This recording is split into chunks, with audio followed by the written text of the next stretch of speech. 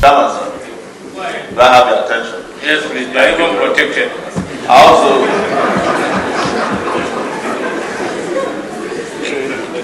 I also seriously think that the Electoral Act has some lacunae that has been exploited by the judiciary. We are all aware that even though the portal for electoral processes have been closed, courts are still giving conflicting judgments regarding candidates in this election, including some candidates that did not even participate in primaries that have been imposed on INEC as we speak. One of them is your president here, presidential candidate of the African Action Congress, AAC. I want to go straight to discuss some of the problems that we have noted in the new Electoral Act.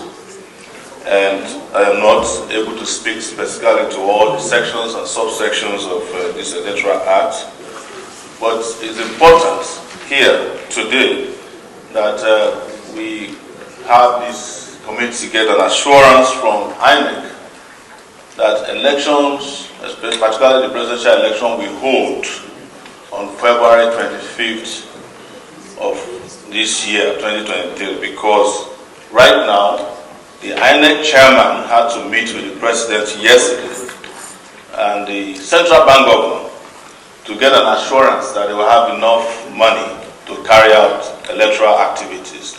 Nobody should pretend that today this country is facing a currency crisis. And also, I feel that this was self-induced and self-inflicted, which has given rise to speculations in our country that the APC party does not plan to hold elections, and they are looking forward to creating an interim government. We need solid assurance that INEC is actually prepared for elections. That is very important. I would also say that we have reached a point where the Senate would like you to limit your observations based on whatever I wanted to find out for INEC, but not say APC government. Please. Well, the government of APC is your government, and you are here in majority as senators of that government. You should not ignore the problems you have created in the country.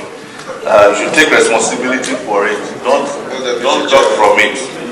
I also want to say regarding this that the Electoral Act.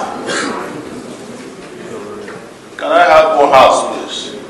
Thank you very much. Chairman, sir. Do I have your attention? Yes, please. You are even protected.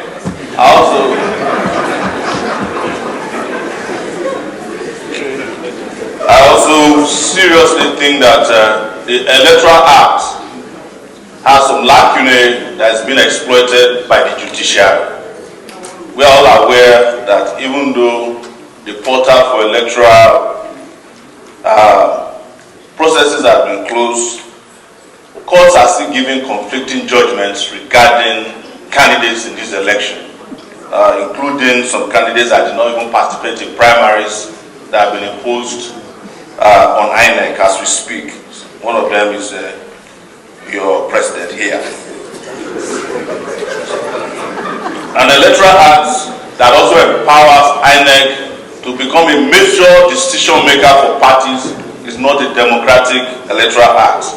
I also want to say that the Senate should look directly into how to call INEC power to deregister parties, because that does not promote democracy at all. That parties are registered, they are participating in election. Whenever INEC likes, they deregister political parties. And this will shut out very serious ideological parties, and we are afraid that if they are allowed to do that, some of our parties might become victims of this excellent but draconian power of INEC. I will say one last thing, which has to do with the capacity of INEC servers to handle pressure from the public. I have tested INEC's live website during the Sowore election, and I can say categorically that that website is not capable of handling public queries in a national election. The ICT department of INEC should be asked to have a solid website that can carry out encrypted messaging. What I mean is that when you are transmitting election results from polling units to the server of INEC, the results cannot be intercepted. But what I see on INEC's website is that they don't have strong servers. They don't have the ability to connect to as many queries as are coming to it instantly the way other websites should function. So having said that, Mr. Chairman and the committee here today, I want to thank you for the opportunity granted me. When next you see me, I'll be president of the Nigeria.